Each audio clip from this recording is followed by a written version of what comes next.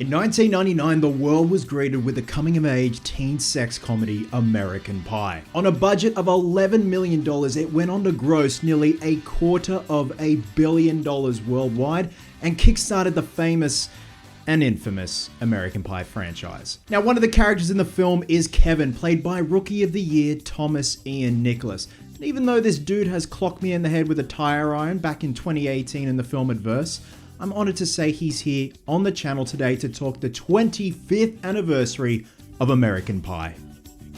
You can Christmas dance and Lily in the house. I don't know if you heard my man? I hope he did. Good to see you, man. What a nice little reunion.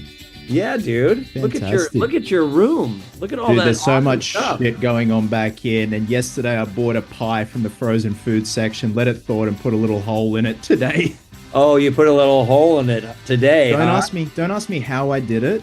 Only did Ryan you, knows. did you take it easy or I gently went in gently. I mean, but that's all I'll if say. it was frozen, did it make you shrink up a little bit or?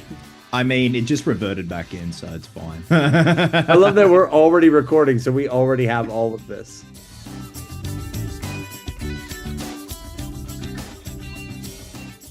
No one's gonna believe you now that you're not making a pie for the movie nerds screening, because you showed a picture of the book. Yeah. Said it's one for the books, and the first comment is, "Oh, you better be making a pie, mate."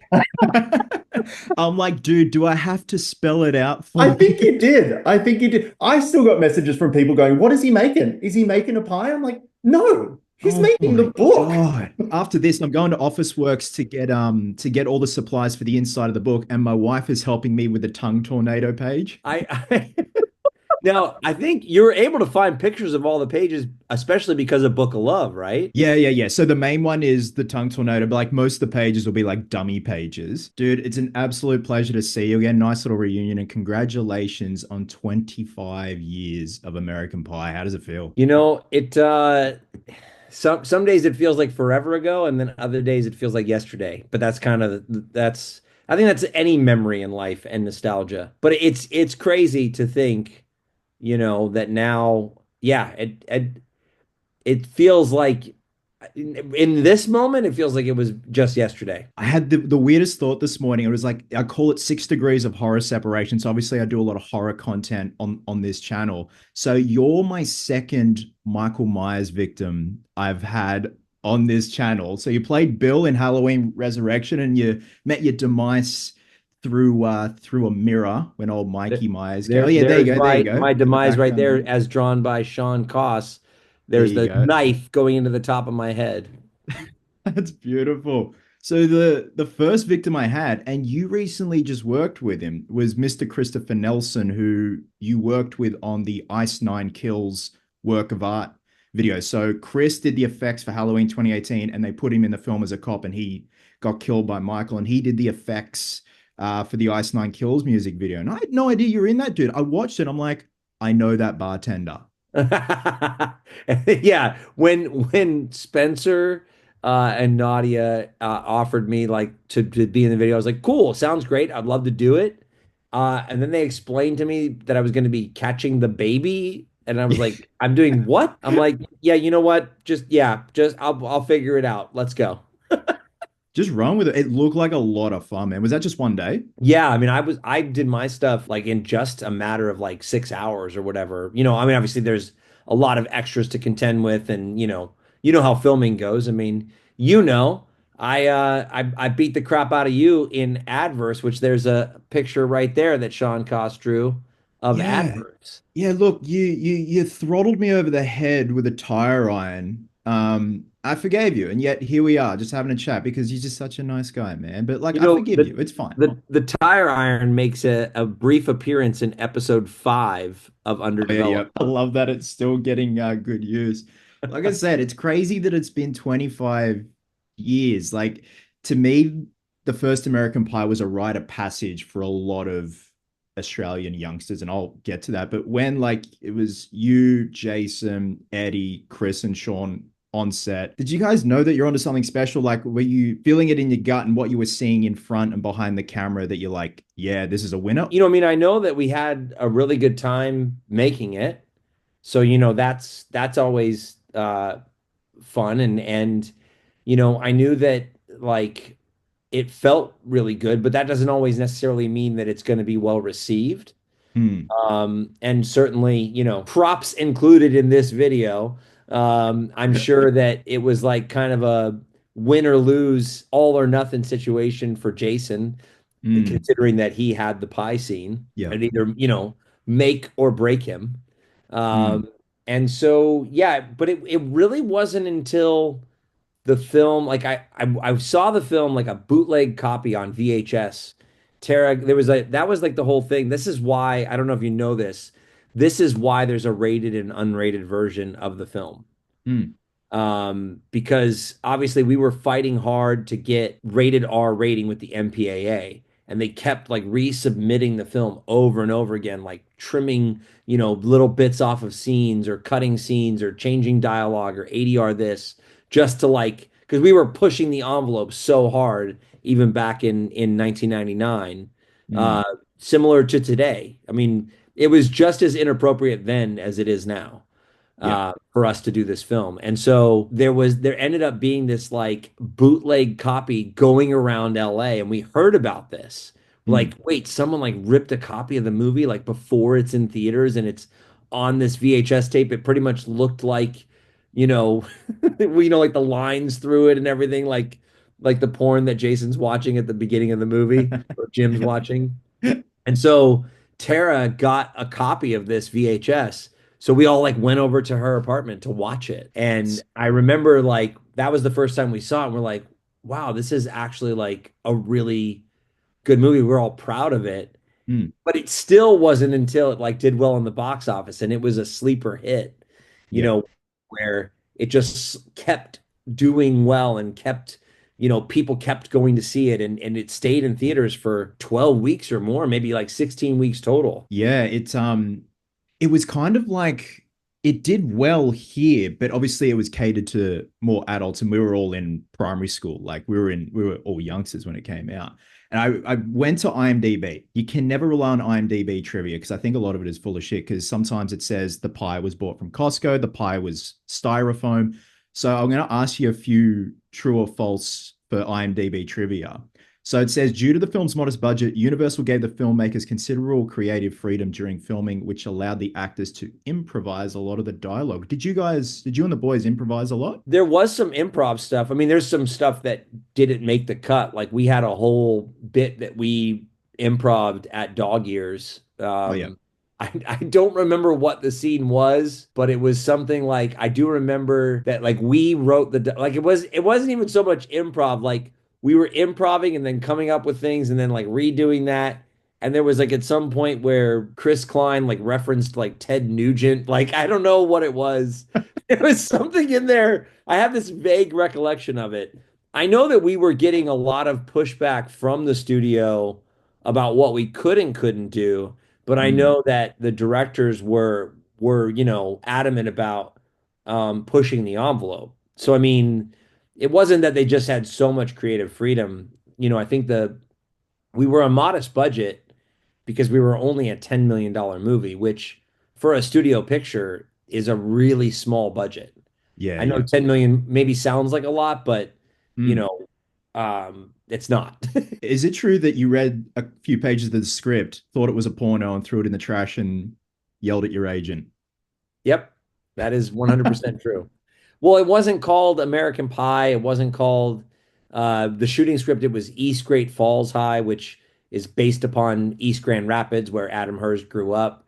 Mhm. Do you know the original title of the It's script? like that long, isn't it?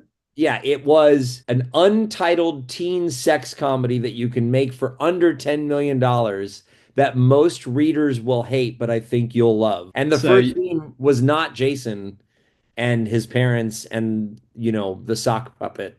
It mm, was mm, actually Kevin and Vicky.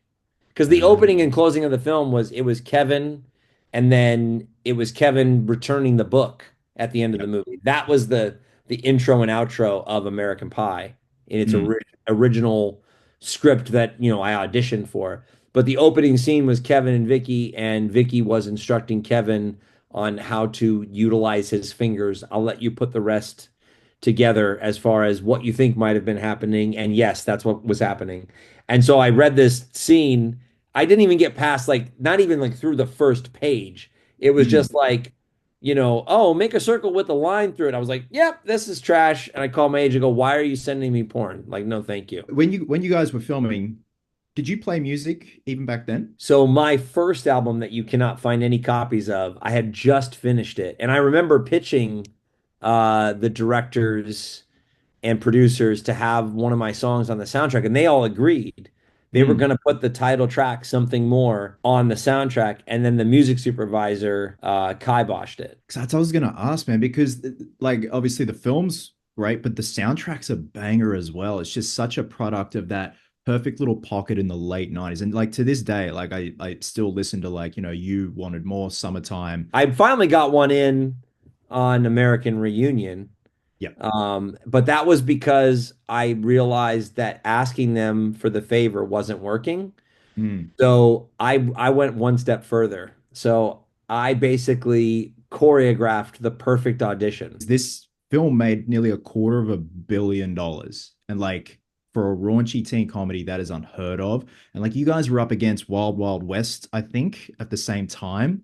And again, like I said at the beginning when we started chatting, it was like a rite of passage here. Like it'd be going over to a sleepover, and one of the parents had rented American Pie on either VHS and DVD, and it was like sacrilege. And it's just like, oh my God, this is so bad. And again, it's been introduced to new generations, especially here in Australia. Like it's massive here, even like the direct to DVD ones. And what I loved is obviously you were American Pie 1, 2, American Wedding, and American Reunion. When you and the boys came back for American Reunion, did it feel cathartic and did it feel right? And were you all just kind of happy and you're like, this is like we're at peace with this whole universe that we were a part of? I mean, as far as well, okay, I'm gonna give you a two-part answer here. In regard to first the money that the film made in the theaters alone. Imagine how much money it would have made if it wasn't rated R. Because Mm. you know how many people bought tickets to another film and then snuck into our theater? Of I mean, course. I Yeah, heard yeah. I've heard that story my entire life for 25 years about people Mm, like, I bought tickets and I'm trying to remember like what the other film was that was there. I don't think they were buying tickets to Wild Wild West. They were buying tickets to something else that yeah. was all ages. But as far as like it being wrapped up in a bow, I mean, I think at the time we were anticipating that we were going to do American Pie 5 like the next year. Okay. And I think we were all surprised when we didn't. Mm, And just as recently as 2021, the studio was in negotiation with Adam Hers for American Pie 5. And I don't just like think I know this. I was told this by the president of Universal at mm. the premiere of Old, because my son is in the M. Night Shyamalan movie Old. Saw that. And at the Yes. premiere in New York, Peter Kramer was like, "Oh yeah, we're negotiating for American Pie 5 with Adam Hers." I remember texting Adam like 6 months later, being like, "How's the script coming?" And he's like, "We didn't come to terms on the negotiation." Yeah, yeah. But I think that the positive news, while that's like a bummer, the positive news is that I kind of found out that everyone's sort of down for it. So we Mm, just need Universal to come to the table correctly. That's part of like one of the things that I'm kind of doing is no one really wanted to do like a proper campaign for it. Like none of the producers wanted to, go and like push for it. So I was like, mm. you know what I'm gonna do is I started doing American Pie emo night with my band. Yep. And I'm taking that, obviously to Australia. I'm doing these 25th anniversary retro screenings with movie nerds, but I'm also doing American Pie emo night in Burley Heads at Moe's Yeah. Desert Clubhouse. Dude, absolutely. Give the people what they want. Like everyone wants to, like, even if it's like, the whole like, Fast and Furious thing, one last ride. So you and I are gonna have a nice little reunion on the 31st here in Sydney at the Hayden Orpheum for the 25th anniversary screening. of American Pie on behalf of movie nerds. So dude, like we worked together 7 years ago, and I'm honored to say I'm working on something very special for you. And I'm just gonna give you a cheeky little tease of what I'm working on. Looking really forward to presenting this to you on stage, man, and just thank you for all the inspiration. So that's all I'm going to say for now. I've got more to say when I present this thing to you because, yeah, you've been a big part of my journey. So I just wanted to say thank you, man, and looking forward to seeing you in a couple of weeks. Oh, amazing, dude. It's so awesome that we're here now in this for full circle moment. I'm trying to remember, did we meet? We met the first time at San Diego Comic-Con, right? Yeah, man, I was a guest there and I went down to your booth to introduce myself. And you're like, how long are you here for? And I'm like, 2 more weeks. You're like, do you want to be in a movie? I'm like, I want to be in a movie. And he's like, and you're like, yeah, I'm going to throttle you over the head with a tire iron. I'm like, dude, say no more. I'm in. Well, I promise not to bring the tire iron to the Orpheum. Just get PTSD. Oh, awesome, man. Thank you so much, dude. And I'll see you in a couple of weeks. Well, thank you for saying yes to being an adverse. So how could I say no to this interview today? Dude, I'm honored to build a sex Bible for you.